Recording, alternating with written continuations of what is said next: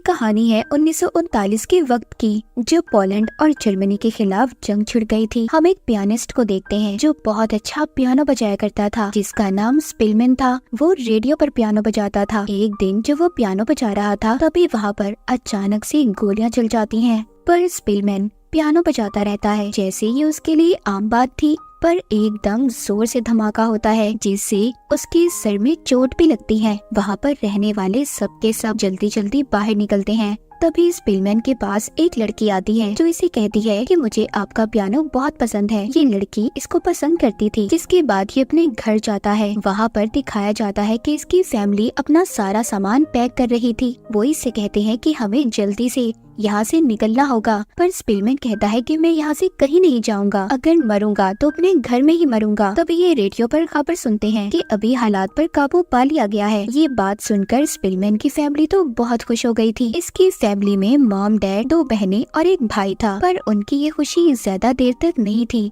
वहाँ पर जर्मनी की फौज आ जाती है। वो वहाँ पर आते ही ऐलान करते हैं कि कोई भी जूइश यानी यहूदी अपने घर में 2000 से ज्यादा पैसे नहीं रखेगा और अपने हाथ पर सफेद रंग का कपड़ा बांधेगा, जिससे दूर से ही इन्हें पहचाना जाएगा। यानी कि एक किस्म का जर्मन्स ने आकर पोलैंड पर कब्जा कर लिया था। और बास दुकानों पर तो वो ये भी लिख देते हैं कि जूइश और डॉग्स आर नॉट अलाउड, कि इन दोनों का आना दुकानों पर मना है। अब क्योंकि जर्मन्स ने वहाँ पर आकर सारे रेडियो स्टेशंस को भी उड़ा दिया था, खत्म कर दिया था, इसीलिए स्पिलमैन की नौकरी भी नहीं होती। मगर इसको एक होटल में पियानो बजाने का काम मिल जाता है। एक दिन इसको वही लड़की मिलती है जिसने इसको बताया था कि ये स्पिलमैन को पसंद करती है। वो उससे कहती है कि आओ कॉफी पीते हैं। जब ये होटल में जाते हैं तो वहाँ पर जूइश का आना मना था। वो कहती है कि आओ हम पार्क में घूमते हैं। स्पिलमैन इसको बताता है कि हम लोगों का वहाँ पर भी जाना मना है। ये दोनों अब घंटों खड़े वहीं पर बातें करते हैं। फिर इसके बाद एक फरमान जारी होता है कि सभी जूइश लोगों को अपना घर छोड़कर एक अलग जगह पर रहना होगा, जहाँ पर बाहर से आने वाले जूइश लोगों को भी रखा जाएगा। पर वो जगह बहुत छोटी थी। अब स्पिलमैन की फैमिली के पास पैसे भी खत्म हो गए थे, इसीलिए स्पिलमैन को अब अपना पियानो बेचना पड़ता है जो उसे सबसे ज्यादा प्यारा था। ये सब अपना घर भी छोड़ देते हैं। नई जगह पर इनको एक छोटा सा घर दिया जाता है जिसमें सिर्फ एक कमरा और एक किचन था।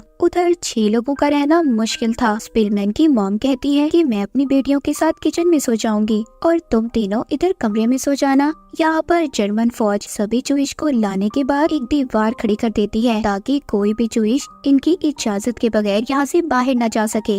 इनके साथ जर्मन्स बहुत बुरा सलूक करते हैं। अब यहाँ पर जर्मन्स जूइश की अलग से फौज भी बनाना चाहते थे। एक जर्मन ऑफिसर जो स्पिलमैन की फैमिली को जानता था, वो इनके घर में आता है और स्पिलमैन के भाई को फौज में भर्ती होने का कहता है, पर वो मना कर देता है। कहता है नहीं, मैं जर्मन्स में रहकर जूइश पर जुल्म नहीं कर सकता। वो अब स्पिलमैन को भी कहता है, पर वो भी उसे मना कर देता है। वो ऑफिसर कहता है कि आखिर कब तक तुम यूं ही सड़कों पर किताबें बेचते रहोगे। दरअसल स्पिलमैन और उसका भाई सड़कों पर किताबें बेचा करते थे, पर इस जंग के माहौल में अब कोई किताबें भी पढ़ना नहीं चाहता था, इसलिए इनका ये पैसे कमाने का जरिया भी खत्म हो जाता है। पर स्पिलमैन को दोबारा से पियानो बजाने का काम मिल जाता है, लेकिन अब हालात बहुत खराब हो चुके थे। सड़कों पर ऐसे ही जूइश की लाशें पड़ी रहती थी। जर्मन्स जब चाहे मार देते थे। जैसे ही जर्मन्स जूइश के इलाके में आते थे तो वो सभी अपने घर की लाइट्स को बंद कर देते थे, क्योंकि इनका कुछ पता नहीं था कि किसे कब मार दें। एक रात जर्मन ऑफिसर्स एक घर में जाते हैं जहाँ पर फैमिली खाने के टेबल पर बैठी खाना खा रही थी। ये आते ही सबको उठने का कहते हैं। सब इनके एहतराम में खड़े हो गए थे, पर सिवाय एक आदमी के।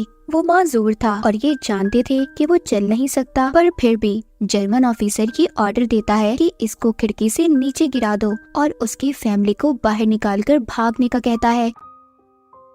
जब वो बेचारे भागते हैं तो जर्मन ऑफिसर्स पीछे से उन पर गोलियां चला देते हैं। यहाँ पर इसी तरह बेचारे जूइश पर जुल्म किया जाता था। एक दिन इनको ये खबर मिलती है कि सारे जूइश को ये यहाँ से मजदूर कैंप में भेज रहे हैं, पर इन्हें ये लग रहा था कि ये खबर झूठी है, पर ये सच था। अब सभी जूइश को यहाँ से भी जर्मन्स ले जाते हैं। ये इनको एक जगह पर ठहराते हैं। भूख प्यास से इन बेचारों का बुरा हाल था। तभी वहाँ पर एक बच्चा टॉफी लेकर आता है जिसको वो 20 रुपए में बेच रहा था, जो बहुत महंगी थी। स्पिलमैन के डैड उसको खरीदते हैं और ब्लेड से उसके 6 टुकड़े कर सभी को एक एक टुकड़ा खिला देते हैं। जब सबको यहाँ से ले जाया जा रहा था तो वहाँ पर एक जर्मन ऑफिसर जो पहले स्पिलमैन के घर आया था, जिसने इसको फौज में भर्ती होने का कहा था, वो लाइन में से स्पिलमैन को खींच लेता है। स्पिलमैन अपनी फैमिली को आवाज दे रहा था। वो कहता है, चिल्लाओ मत, मैंने तुम्हारी जान बचाई है, तुम यहाँ से भाग जाओ। वो किसी तरह से यहाँ से तो भाग गया था। जर्मन्स बाकी जूइश लोगों को ट्रेन में बिठाकर रवाना कर देते हैं। स्पिलमैन को ये बात पता थी, जो भी ट्रेन में गया है वो अब वापस नहीं आएगा। ये बहुत रोता है क्योंकि वो जानता था कि उसने अपनी फैमिली को खो दिया है। ये अब दोबारा से उसी जगह पर जाता है जहाँ पर इनका कैंप था, पर अब वहाँ पर कोई भी नहीं था सिवाय लाशों के। फिर ये उस जगह पर जाता है जहाँ पर पियानो बजाया करता था। वहाँ पर इसको एक आदमी मिलता है जो अलमारी में छुपा हुआ था। वो इसको भी बुला लेता है, कहता है हमें कुछ दिन तक यहीं पर छुपना होगा, जब तक सब कुछ ठीक नहीं हो जाता। ये दोनों कुछ दिन तक वहीं पर रुकते हैं। फिर थोड़े दिन बाद कुछ माहौल ठीक हो जाता है। ये जब बाहर आते हैं, स्पिलमैन जो कि एक पियानो आर्टिस्ट था, अब वो मजदूर बन चुका था और बचे हुए जूइश लोगों के साथ मिलकर उनके कैंप में रहा करता था। जर्मन्स अभी भी जब चाहे जूइश को मार देते थे। एक दिन स्पिलमैन को एक आदमी मिलता है। वो कहता है रोजाना मालगाड़ी में यहाँ से बहुत से जूइश लोगों को भेजा जाता है, पर जब वो वापस आती है तो खाली होती है। ये लोग आहिस्ता आहिस्ता हमें खत्म कर रहे हैं। स्पिलमैन उसकी बातें सुनकर कहता है, तुम ठीक कह रहे हो। एक दिन स्पिलमैन जब ईंटें उठाकर ऊपर ले जा रहा था तो आसमान पर वो कुछ प्लेन्स को उड़ते हुए देखता है। तो जैसे ही वो ऊपर देखता है, उस बेचारे की सारी ईंटें नीचे गिर जाती हैं। ये देखकर एक जर्मन ऑफिसर उसे बहुत मारता है और फिर इसका काम बदल दिया जाता है। वहीं पर ऑफिसर इन सब से कहता है कि अगर तुम ये सोचते हो कि तुम बच जाओगे तो ऐसा नहीं हो सकता। तुम्हें अपने में से ही अपने साथी को चुनना होगा जो शहर जाकर तुम्हारे लिए आलू और ब्रेड लेकर आएगा। अब इनमें से एक आदमी रोजाना शहर जाकर खाने का सामान लाता और साथ ही साथ बहुत सी बंदूकें लाना भी इन्होंने शुरू कर दी थी। इस तरह इन्होंने बहुत से हथियार जमा कर लिए थे। स्पिलमैन वहाँ पर रात को एक आदमी से कहता है कि मैं यहाँ से बाहर निकलना चाहता हूँ। वो कहता है बाहर तो निकल जाओगे, पर बाहर निकलकर जिंदा रहना बहुत मुश्किल है। बाहर जर्मन जूइश को देखते ही गोली मार देते हैं। स्पिलमैन अपने साथी से कहता है कि जब मैं शहर में काम करता था तो मैंने अपने जानने वालों को देखा, वो भी मेरी तरह ही आर्टिस्ट हैं और बहुत अच्छे इंसान हैं। देखो तुम तो रोज शहर खाना लेने जाते हो, तुम उन्हें मेरा बताना, वो मुझे यहाँ से निकाल लेंगे। वो आदमी इसकी बात मान जाता है और इसका काम भी कर देता है। जब अगले दिन ये सभी काम करके वापस जा रहे थे तो एक जर्मन ऑफिसर इन पर कोड़े बरसाता है। कहता है तुम्हें पता है मैं तुम्हें क्यों मार रहा हूँ? सब कहते हैं नहीं। वो कहता है आज न्यू ईयर है, इसीलिए मैं खुशी मना रहा हूँ तुम्हें मारकर। जर्मन्स बिला वजह ही इन पर जुल्म करते रहते थे। एक दिन स्पिलमैन वहाँ से निकल जाता है और वहीं पर पहुँच जाता है जहाँ पर इसे पहुँचना था। ये उन्हीं लोगों के पास आ गया था। वो इससे कहते हैं कि हम तुम्हें यहाँ पर नहीं रख सकते क्योंकि जर्मन्स की नजर हर जगह पर है। पर वो आदमी इसको एक घर में ले जाता है। ये जगह वहीं पर थी जहाँ पर पहले इसका कैंप था। वो आदमी कहता है कि तुम यहीं पर रहना, मेरी बीवी एक हफ्ते बाद आकर तुम्हें खाने पीने का सामान दे जाया करेगी। और साथ ही इसको एक जगह का पता भी देकर जाता है कि अगर यहाँ पर कोई भी मुसीबत हुई तो तुम उस जगह पर चले जाना। पर कुछ दिन बाद यहाँ पर भी जूइश और जर्मन्स की जंग हो जाती है, लेकिन इस लड़ाई में जर्मन्स ने सभी जूइश को मार दिया था। ये लड़ाई भी इसके कैंप के लोगों ने ही की थी और अगर उस जगह पर स्पिलमैन होता तो वो भी मारा जाता। पर एक दिन उसके पास एक आदमी आता है, कहता है कि तुम्हें जल्दी यहाँ से जाना होगा क्योंकि जिस आदमी ने तुम्हें यहाँ पर पनाह दी थी वो भी पकड़ा गया है। लेकिन स्पिलमैन अभी भी नहीं जाता, वो यहीं पर रहने का फैसला करता है। उसके पास खाने पीने का सामान भी खत्म हो गया था। जब वो खाने पीने का सामान ढूंढ रहा था तो तभी कुछ प्लेट्स आकर नीचे गिरती हैं। इसकी आवाज साथ रहने वाली औरत भी सुन लेती है। वो इसके घर आ गई थी, कहती है दरवाजा खोलो, मगर ये नहीं खोलता। वो औरत इसको धमकी देती है कि अगर तुमने दरवाजा नहीं खोला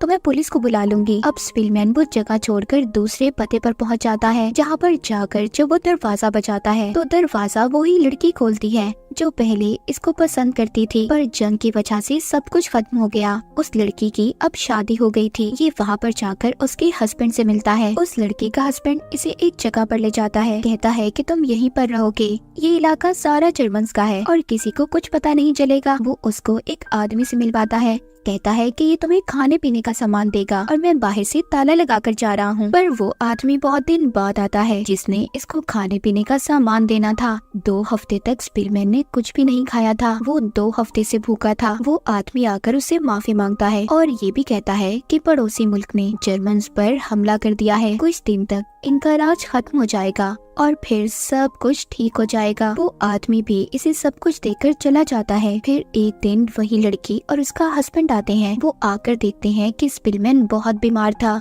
अब यहाँ पर डॉक्टर को भी बुलाना बहुत मुश्किल था। वो लड़की इसे खाने पीने का सामान और दवाइयाँ देती है। कहती है कि हम लोग यहाँ से जा रहे हैं, यहाँ पर कभी भी जंग हो सकती है। उसका हस्बैंड अपने जान पहचान के डॉक्टर को किसी तरह बुला लेता है। वो स्पिलमैन का इलाज करता है। उनके जाने के बाद वहाँ पर जंग शुरू हो गई थी, जहाँ पर स्पिलमैन रुका हुआ था। दूसरे दुश्मन मुल्क ने जर्मन्स पर हमला कर दिया था, इसीलिए स्पिलमैन अब वहाँ से भागकर एक बिल्डिंग में आकर छुप जाता है। वो बहुत दिन से भूखा भी था क्योंकि कई दिन से उसने कुछ भी नहीं खाया था। उसे एक बिल्डिंग में खाने का डब्बा मिलता है और वो पूरी तरह से सील था। वहाँ पर भी हमला हो गया था, इसीलिए ये अब उस डब्बे को लेकर ऊपर चढ़ जाता है। रात को फिर से ये खाने के डिब्बे को खोलने की कोशिश करता है, पर तभी वहाँ पर एक जर्मन ऑफिसर आ जाता है। वो उसे आकर पूछता है कि तुम यहाँ पर क्या कर रहे हो। वो कहता है कि मैं वो डब्बा खोलने की कोशिश कर रहा था। वो ऑफिसर उससे पूछता है कि तुम काम क्या करते हो। वो कहता है कि मैं एक पियानिस्ट था। जर्मन ऑफिसर उसको पियानो के पास ले जाता है,